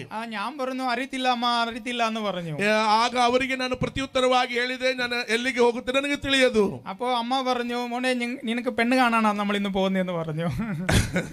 ನಿನಗೆ ನಾವು ಹೆಣ್ಣು ನೋಡುವುದಕ್ಕಾಗಿ ಪ್ರಯಾಣ ಹೋಗುತ್ತಿದ್ದೇವೆ. അപ്പൊ ഞാൻ എന്തായാലും പോകുന്നുണ്ട് അങ്ങ് പോവാന്ന് വിചാരിച്ച് അങ്ങ് പോയി. ನಾನು ಹೇಗೂ ಹೋಗುತ್ತಿದ್ದೇವಲ್ಲ ಎಂಬುದಾಗಿ ಹೋದೆವು. പക്ഷെ ഞാൻ 7 വർഷം ദൈവത്തോട് പ്രാർത്ഥിച്ചു. ഞാൻ ബൈബിൾ കോളേജിൽ പോയ ആ ദിവസം മുതൽ 7 വർഷം ഞാൻ ദൈവത്തോട് പ്രാർത്ഥിച്ചു, കർത്താവേ ഒന്നെങ്കിൽ ഒരു കോഫി ഇല്ലെങ്കിൽ ഒരു ചായ ഞാൻ ഒന്നേ കുടിക്കത്തുള്ളൂ, അത് എൻ്റേതായിരിക്കണമെന്ന് ഞാൻ എപ്പോഴും പ്രാർത്ഥിക്കും. ನಾನು ಯಾವಾಗಲೂ ಪ್ರಾರ್ಥಿಸುತ್ತೇನೆ, ದೇವರೇ ನಾನು ಚಾಯ್ ಕುಡಿತೇನೆ, ಕಾಫಿ ಕುಡಿತೇನೆ, ಅದು ಒಂದೇ ಕುಡಿತೇನೆ, ಅದು ಒಂದೇ ಆಗಿ ನಂದೇ ಆಗಿರಬೇಕು. ಅಂದ್ರೆ അന്ന് പറഞ്ഞാൽ രണ്ടാമത്തെ ഒരു പെണ്ണിനെ ഞാൻ കാണത്തില്ല, എൻ്റേത് ഏതാണോ അതേ എനിക്ക് തരാവോ എന്ന് ഞാൻ എപ്പോഴും പ്രാർത്ഥിക്കും. ಎರಡನೇದಾಗಿ ಇನ್ನೊಂದು ಹೆಣ್ಣು ನೋಡಲಿಕ್ಕಿರುವಂತ ಪ್ರಯಾಣ ನಾನು ಬಯಸುವುದಿಲ್ಲ, ಒಂದೇ ಕೊಡಬೇಕು, ಒಂದೇ ನೋಡುತ್ತೇನೆ. അപ്പൊ അങ്ങനെയാണ് ഞാൻ അവിടെ പോയി വീട്ടുകാരോടൊക്കെ അപ്പച്ചൻ ഇങ്ങനെ കാണിച്ചു. PG മ്യാഥ്യൂ സാർ പറയും ഇതാ പെണ്ണെന്നൊക്കെ പറഞ്ഞു. ഞാൻ പറഞ്ഞു എനിക്ക് ഈ ബൈബിൾ അല്ലാതെ ഒരു സ്വത്തും ഇല്ല, വീടും ഇല്ല, തിരിച്ചറി കാർഡില്ല, ഒന്നുമില്ല, നിങ്ങളുടെ പെണ്ണിനെ തരാമോ എന്ന് ഞാൻ ഇങ്ങനെ ചോദിച്ചു. ಅವರ ಕುಟುಂಬದಲ್ಲಿ ನೋಡಿ ಹೋಗಿ ಎಲ್ಲ ಮಾತುಕತೆಗಳಾದಂತಹ ಸಂದರ್ಭಗಳಲ್ಲಿ ನಾನು ಹೇಳಿದೆ, ನನಗೆ ಯಾವುದೇ ವಿಧವಾದ ಹಿಂದೆ ಮುಂದೆ ಆಧಾರತೆಗಳಿಲ್ಲ, ನನಗೆ ಇರುವಂತ ಆಧಾರ ಈ ಒಂದು ಸತ್ಯವೇದ ಮಾತ್ರವಾಗಿದೆ. ಈಗಿರುವಂತ ನನಗೆ ನಿಮ್ಮ ಹೆಣ್ಣು ಮಗಳನ್ನ ಕೊಟ್ಟು ನನ್ನ ಜೊತೆಯಲ್ಲಿ ಮದುವೆ ಮಾಡಿಸುತ್ತೀರಾ? അപ്പൊ അങ്ങനെ ചോദിച്ചപ്പോൾ ഒരു ചോദ്യവും അവരെന്നോട് ചോദിച്ചില്ല, ഒന്നുമില്ല, യെസ് എന്നങ്ങ് പറഞ്ഞു. ಅವರು ಯಾವ ಮರು ಉತ್ತರ ಪ್ರಶ್ನೆ ನನಗೆ ಕೇಳಲಿಲ್ಲ, ಹಾಗೆ ಅವರು ಒಪ್ಪಿಕೊಂಡರು. ഞാൻ പെണ്ണ് കണ്ട ആ ഒറ്റ ആഴ്ച കൊണ്ട് എന്റെ കല്യാണം കഴിഞ്ഞു. ನಾನು ಆ ಹುಡುಗಿಯನ್ನ ನೋಡಿದ ಅದೇ ವಾರದಲ್ಲಿ, ಒಂದೇ ವಾರದಲ್ಲಿ ನನ್ನ ಮದುವೆ ಕಾರ್ಯ ನಡೆಯಿತು. അപ്പൊ എന്റെ കല്യാണം കഴിഞ്ഞ് പിറ്റേ ദിവസം PG മ്യാഥ്യൂ സാറ് ഒരു റൂമിൽ എന്നെ വിളിച്ചു. ಆ ಮದುವೆಯಾದ ನಂತರ ಮರನೆಯ ದಿವಸ PG ಮ್ಯಾಥ್ಯೂಸ್ ಅಂಕಲ್ ಅವರು ನನ್ನನ್ನು ಒಂದು ಮನೆಗೆ ಕರೆದರು. വിളിച്ചിട്ട് എന്നോട് പറഞ്ഞു, മോനെ ഇന്നാ കുറച്ച് പൈസ ഉണ്ട് എടുത്തോ എന്ന് പറഞ്ഞ് എന്റെ കൈ തന്നു. ಅವರು ಸ್ವಲ್ಪ ಹಣ ಇದೆ ನಿನ್ನ ಕೊಡ್ತೇನೆ ಎಂಬುದಾಗಿ ಅವ್ರ ಕೈಲಿ ಕೊಟ್ಟರು. എന്റെ കല്യാണം കഴിഞ്ഞിട്ട് എല്ലാ ചെലവ് കഴിഞ്ഞിട്ട് 54,000 രൂപ ബാക്കി വന്നിട്ടുണ്ടായിരുന്നു. ನನ್ನ ಮದುವೆ ಕಾರ್ಯಗಳೆಲ್ಲ ಮುಕ್ತಾಯವಾಗಿ 54,000 ಬಾಕಿ ಉಳಿದಿತ್ತು. എനിക്ക് 1 രൂപ കടവില്ലായിരുന്നു. 54,000 ഇങ്ങോട്ടാണ് എനിക്ക് കിട്ടിയത്. ಯಾವ ಸಾಲವಿಲ್ಲದ ಹಾಗೆ ನನಗೆ 54,000 ಈ ಕಡೆ ನನಗೆ ಸಿಕ್ತು. ഞാൻ മധ്യപ്രദേശിൽ നിന്ന് പെണ്ണ് കാണാൻ വന്ന 1000 രൂപ അതുപോലെ അങ്ങനെ ഇരിക്കുകയായിരുന്നു. ನಾನು ಮಧ್ಯಪ್ರದೇಶದಿಂದ ಬಂದಂತ ಸಂದರ್ಭದಲ್ಲಿ 1,000 ರೂಪಾಯಿ ಅದು ಹಾಗೆ ನನ್ನ ಕೈಲಿ ಉಳಿಯಿತು. അപ്പൊ അങ്ങനെയാണ് എന്റെ കല്യാണം കഴിഞ്ഞത്. എന്റെ വൈഫിന്റെ പേര് സൗമ്യ എന്നാണ്. എനിക്ക് 2 ആൺമക്കളെ ദൈവം തന്നിട്ടുണ്ട്. ನನ್ನ ಹೆಂಡತಿ ಹೆಸರು ಸೌಮ್ಯ, ನನಗೆ 2 ಗಂಡು ಮಕ್ಕಳನ್ನು ದೇವರು ನನಗೆ ದಾನವಾಗಿ ಕೊಟ್ಟಿದ್ದಾನೆ. മൂത്തമ്മയുടെ പേര് ആരോൺ എന്നാണ്, ഇളയമോന്റെ പേര് ആൽവിൻ എന്നാണ്. ಆ ದೊಡ್ಡವನು ಆರೋನ್, ಚಿಕ್ಕವನು ಆಲ್ವಿನ್ ಎಂಬುದಾಗಿ. ഇന്ന് ഞങ്ങൾ ചർച്ച് കോട്ടെ ഒരു ചെറിയ സഭ ഞങ്ങള് ಬೆಳಗಾಮಿಲೆ നടത്തിക്കൊണ്ടിരിക്കുകയാണ്. ಈಗ ನಾವು ಬೆಲ್ಗಾಂನಲ್ಲಿ ಒಂದು ಚರ್ಚ್ ಆಫ್ ಗಾಡ್ ನ ಸೇವೆಯ ಕಾರ್ಯದಲ್ಲಿ ನಾವು ಕರ್ತನೊಂದಿಗಿದ್ದೇವೆ. കുറച്ച് നാൾ മുമ്പേ RSS കാരെല്ലാം വന്ന് എന്നെ അടിച്ചു. കാരണം അവിടെ 8 വർഷത്തിൽ 8 വീടാ ഞാൻ മാറി. എനിക്ക് വീടൊന്നും ഇല്ലായിരുന്നു, സ്ഥലമൊന്നും ഇല്ലാത്തത് കൊണ്ട് നമ്മൾ വാടക വീട്ടിലാണ് നടത്തിക്കൊണ്ടിരുന്നത്. ಕ್ರೈಸ್ತ ವಿರೋಧಿಗಳ ನಿಮಿತ್ತವಾಗಿ 8 ಮನೆಗಳನ್ನ ಬದಲಾಯಿಸಬೇಕಾಗಿ ಬಂತು. ನಮಗೆ ಅಲ್ಲಿ ವಾಸಕ್ಕೆ ಸ್ಥಿರವಾದ ಮನೆ ಇರಲಿಲ್ಲ. എന്നെ അടിച്ചു, തലയൊക്കെ പൊട്ടി. ഞാൻ ബാംഗ്ലൂരിൽ ഒരാഴ്ച അഡ്മിറ്റ് ആയിരുന്നു. ನನಗೆ ಹೊಡೆದರು, ನನ್ನ ತಲೆಗೆ ಗಾಯವಾಯಿತು. ബാംഗ്ലൂರಿನಲ್ಲಿ ಹಾಸ್ಪಿಟಲ್ ಅಡ್ಮಿಟ್ ಆಗಿದ್ದೆನು. ആ സ്ഥലത്ത് നിന്ന് മാറണം, അവിടെ നിന്ന് പോകണമെന്ന് പല പാസ്റ്റർമാർ ಬೆಳಗಾಮಿൽ എന്നോട് പറഞ്ഞു. പക്ഷെ ഇപ്പോഴും ഞാൻ അവിടെയാണ് പ്രവർത്തിക്കുന്നത്. ಅನೇಕರು ಅಲ್ಲಿಂದ ಬಿಟ್ಟು ಹೋಗಬೇಕು, ಅಲ್ಲಿಂದ ಹೋಗಬೇಕೆಂಬುದಾಗಿ ಅನೇಕರು ನನಗೆ ಒತ್ತಾಯವನ್ನು ಕೊಟ್ಟರು. ಆದರೂ ಕೂಡ ದೇವರ ಕೃಪೆಯಿಂದ ಅಲ್ಲೇ ನೆಲೆಸಿಕೊಂಡಿದ್ದೇನೆ. ഇപ്പൊ അവിടെ തന്നെയാണ്. എനിക്ക് 35 വിശ്വാസികളുണ്ട്. ഞാൻ ചെറിയ സ്ഥലം 1800 സ്ക്വയർ ഫീറ്റ് ഒരു സ്ഥലം വാങ്ങി അവിടെ ഞാൻ ഇപ്പോൾ പ്രവർത്തിക്കുകയാണ്. ಈಗ ನನ್ನ ಜೊತೆಯಲ್ಲಿ 35 ವಿಶ್ವಾಸಿಗಳಿದ್ದಾರೆ. ನಾನೊಂದು ಚಿಕ್ಕ ಆ ಸ್ಥಳವನ್ನ ಖರೀದಿಸಿ ನಾನಾಗಿ ಒಂದು ಆಲಯವನ್ನು ಕಟ್ಟಿಕೊಂಡು ಈಗ ಅಲ್ಲಿ ಕರ್ತನ ಸೇವೆಯಲ್ಲಿ ತೊಡಗಿಸಿಕೊಂಡಿದ್ದೇನೆ. എനിക്ക് വേണ്ടി പ്രാർത്ഥിക്കണം, എൻ്റെ കുടുംബത്തിന് വേണ്ടി, എൻ്റെ സഭയ്ക്ക് വേണ്ടി പ്രാർത്ഥിക്കണമെന്ന് ഓർപ്പിക്കുകയാണ്. ನನಗೋಸ್ಕರ, ನಮ್ಮ ಸಭೆಗೋಸ್ಕರ ನಿಮ್ಮ ಪ್ರಾರ್ಥನೆಯಲ್ಲಿ ಜ್ಞಾಪಕ ಮಾಡಿಕೊಳ್ಳಬೇಕೆಂದು ನಿಮ್ಮಲ್ಲಿ ನಾನು ವಿನಂತಿ ಇಡುತ್ತೇನೆ. ഞാൻ വായിച്ച വചനത്തിൽ നിന്ന് 2 വാക്ക് മാത്രം പറഞ്ഞിട്ട് ഞാൻ ഇരിക്കാൻ ആഗ്രഹിക്കുന്നു. ಓದಿಕೊಂಡ ವಾಕ್ಯದಿಂದ 2 ಪದಗಳನ್ನು ಮಾತ್ರ ಹೇಳುತ್ತೇನೆ. അവിടെ ഞങ്ങൾ വായിച്ചത് ഇങ്ങനെയാണ്, യഹോവ ഞങ്ങൾക്കില്ലായിരുന്നെങ്കിൽ ഞങ്ങളുടെ അവസ്ഥ എന്തായിരുന്നു. ಅಲ್ಲಿ ಓದಿಕೊಂಡಂತ 124ನೇ ಕೀರ್ತನೆ 1ನೇ ವಾಕ್ಯ ಹೀಗೆ ಹೇಳುತ್ತದೆ, ಯೆಹೋವನು ನಮಗಿಲ್ಲದಿದ್ದರೆ ನಮ್ಮ ಗತಿಯು ಏನಾಗುತ್ತಿತ್ತೆಂದು ಇಸ್ರಾಯೇಲರು ಹೇಳಲಿ. ഇന്ന് നിങ്ങൾക്കും എനിക്കും യേശു ഇല്ലായിരുന്നെങ്കിൽ, അല്ലെങ്കിൽ ഞങ്ങൾ രക്ഷിക്കപ്പെട്ടില്ലായിരുന്നെങ്കിൽ ഞങ്ങളുടെ അവസ്ഥ എന്തായിരുന്നു എന്ന് ಇಂದು ನಮ್ಮ ಜೀವಿತದಲ್ಲಿ ಚಿಂತಿಸಿ ವಿಚಾರಿಸಿ ನೋಡ್ರಿ, ಒಂದು ವೇಳೆ ನಮ್ಮ ರಕ್ಷಕನಾದ ಯೇಸು ಕ್ರಿಸ್ತ ನಮಗಿಲ್ಲದಿದ್ದರೆ ನಮ್ಮ ಗತಿಯು ಏನಾಗುತ್ತಿತ್ತು. ഇന്ന് യേശുവിനെ കണ്ടുപറ്റിയതാണ് ഈ ലോകത്തിലെ ഏറ്റവും വലിയ അനുഗ്രഹം എന്ന് ಈ പറയുന്നത്. ಲೋಕ ಜೀವಿತ ಕಾಲದಲ್ಲಿ ಯೇಸುವನ್ನ ನಮ್ಮ ಜೀವಿತದಲ್ಲಿ ಕಂಡುಕೊಂಡದೇ ನಮ್ಮ ದೊಡ್ಡ ಸೌಭಾಗ್ಯವಾಗಿದೆ. എന്റെ ജീവിതത്തിൽ യേശുവിനെ പഠിപ്പിച്ചത് ഈ ലോകത്തിലെ മാതാപിതാക്കൾ ഇല്ലാത്തതോ സ്നേഹിക്കുവാൻ ആരും ഇല്ലാത്തതോ ഒന്നും അല്ല ശപിക്കപ്പെട്ട ജീവിതം. ನನಗೆ ದೇವರು ಕಲಿಸಿಕೊಟ್ಟ ಪಾಠವೇನೆಂದರೆ, ಈ ಲೋಕದಲ್ಲಿ ತಂದೆ ತಾಯಿಗಳು ಇಲ್ಲದೆ ಇರುವುದು, ನಮ್ಮನ್ನ ಪ್ರೀತಿಸಲಿಕ್ಕೆ ಯಾರು ಇಲ್ಲದೆ ಇರುವುದು ಅಲ್ಲ, ಶಾಪವಾದ ಸ್ಥಿತಿ. 1 കൊരിന്ത്യർ 16:22 പറയുന്നത് പോലെ യേശുവിനെ സ്നേഹിക്കാത്തവരാണ് ശപിക്കപ്പെട്ടവർ എന്ന് 1 ಕೊರಿಂಥ್ಯ 16 ಹೇಳಲ್ಪಟ್ಟ ಪ್ರಕಾರ ಯೇಸುವನ್ನ ಯಾರು ಪ್ರೀತಿಸುವುದಿಲ್ಲವೋ ಅವರೇ ಶಾಪಗ್ರಸ್ತರು. 2 കൊരിന്ത്യർ 13:5 പറയുന്നത് പോലെ യേശു ഇല്ലാത്ത ജീവിതമാണ് ശപിക്കപ്പെട്ട ജീവിതം. 2 ಕೊರಿಂಥ್ಯ 2 ಕೊರಿಂಥಿಯಲ್ಲಿ ನಾವು ನೋಡುತ್ತೇವೆ 13:13-15 ಹೇಳ್ತದೆ, 5 ಹೇಳ್ತದೆ, ಯೇಸುವನ್ನ ಪ್ರೀತಿಸದೆ ಅದನ್ನು ನಂಬದೆ ಇರುವುದೇ ದೊಡ್ಡ ಶಾಪವಾಗಿದೆ. യേശു ഇല്ലാത്ത ജീവിത ശാപഗ്രസ്ത യേശു ഇല്ലാത്ത ജീവിതം ശപിക്കപ്പെട്ടതാണ്. യെരമ്യാവ് 17:5 പറയുന്നത് പോലെ യേശുവിനെ ആശ്രയിക്കാത്തവരാണ് ശപിക്കപ്പെട്ടവർ. യെരമ്യ 17:5 പറയുന്നത് പോലെ അത് യേശുവನ್ನ ಯಾರು ആശ്രയിಸದೆ ಇರುತ್ತಾರೋ ಅವರೇ ಶಾಪಗ್ರಸ್ತರು. അപ്പൊ ഇന്ന് നമുക്ക് ഒന്ന് പരീക്ഷിച്ചിട്ട് പോകണം, ഇന്ന് നമ്മൾ യഥാർത്ഥമായിട്ട് യേശുവിനെ സ്നേഹിക്കുന്നുണ്ടോ, ആശ്രയിക്കുന്നുണ്ടോ, അല്ലെങ്കിൽ ഞങ്ങളുടെ ജീവിതത്തിൽ യേശു ഉണ്ടോ എന്ന് നമ്മളെ തന്നെ പരീക്ഷിച്ച് ശോധന ചെയ്ത് നമ്മൾ ഇവിടുന്ന് കടന്നു പോകണം. ಈ ದಿನ ನಮ್ಮನ್ನೇ ಸ್ವಯಂ ಪರೀಕ್ಷಿಸಿ, ಚಿಂತಿಸಿ, ಆಲೋಚಿಸಿ, ನಮ್ಮನ್ನೇ ನಾವು ಪ್ರಶ್ನೆ ಮಾಡಿಕೊಂಡು ಹಿಂತಿರುಗಬೇಕು. ಯೇಸುವನ್ನ ನಾವು ನಿಜವಾಗಿಯೂ ಆಶ್ರಯಿಸಿದ್ದೇವಾ, ಯೇಸುವನ್ನ ಪ್ರೀತಿಸುತ್ತಿದ್ದೇವಾ, ಯೇಸುವನ್ನ ನಾವು ಹೊಂದಿಕೊಂಡಿದ್ದೇವಾ ಎಂದು ಸ್ವಯಂ ನಮ್ಮನ್ನೇ ನಾವು ಪರೀಕ್ಷೆ ಮಾಡಿಕೊಂಡು ಇಲ್ಲಿಂದ ಹಿಂತಿರುಗಬೇಕು. എനിക്ക് പറയുവാൻ ഒത്തിരി കാര്യങ്ങളൊന്നും ഞാൻ ഒന്നും പറയുന്നില്ല. ഇന്ന് ഞാൻ ഒറ്റ ഒരു കാര്യം പറയുകയാണ്, യേശുവിനെ യഥാർത്ഥമായിട്ട് നമുക്ക് സ്നേഹിക്കാം. ನಾನು ಹೇಳುವುದಕ್ಕೆ ಅನೇಕ ಸಂಗತಿಗಳು ನನ್ನ ಜೀವಿತದಲ್ಲಿ ಉಂಟು, ಆದರೆ ಎಲ್ಲವನ್ನ ಹೇಳಲು ಬಯಸುವುದಿಲ್ಲ. ನಾವು ನಿಮಗೆ ಒಂದು ಆ ಮಾತನ್ನು ಹೇಳುತ್ತೇನೆ, ನಾವು ಯೇಸುವನ್ನ ನಿಜವಾಗಿಯೂ ಯಥಾರ್ಥವಾಗಿಯೂ ಪ್ರೀತಿಸುವವರು ಆಗಿರೋಣ. നമ്മുടെ കണ്ണുകൾ അടയ്ക്കാം, നമുക്ക് പ്രാർത്ഥിക്കാം. ನಮ್ಮ ಕಣ್ಣುಗಳನ್ನು ಮುಚ್ಚೋಣ, പ്രാർത്ഥಿಸೋಣ. എനിക്കെന്റെ യേശുവിനെ കണ്ടാൽ മതി, ഇഹത്തിലെ മായ സുഖം വിട്ടാൽ മതി. എനിക്കെന്റെ യേശുവിനെ കണ്ടാൽ മതി, ഇഹത്തിലെ മായ സുഖം വിട്ടാൽ മതി. ഇവിടെ ഞാൻ വെറുമൊരു പരദേശി പോൽ, ഇവിടത്തെ പാർപ്പിടമോ വഴിയമ്പലം. ഇവിടെ ഞാൻ വെറുമൊരു പരദേശി പോൽ, ഇവിടത്തെ പാർപ്പിടമോ വഴിയമ്പലം. ഇവിടെ എനിക്കാരു തുണ ഇല്ലെങ്കിലും, ഇവിടെ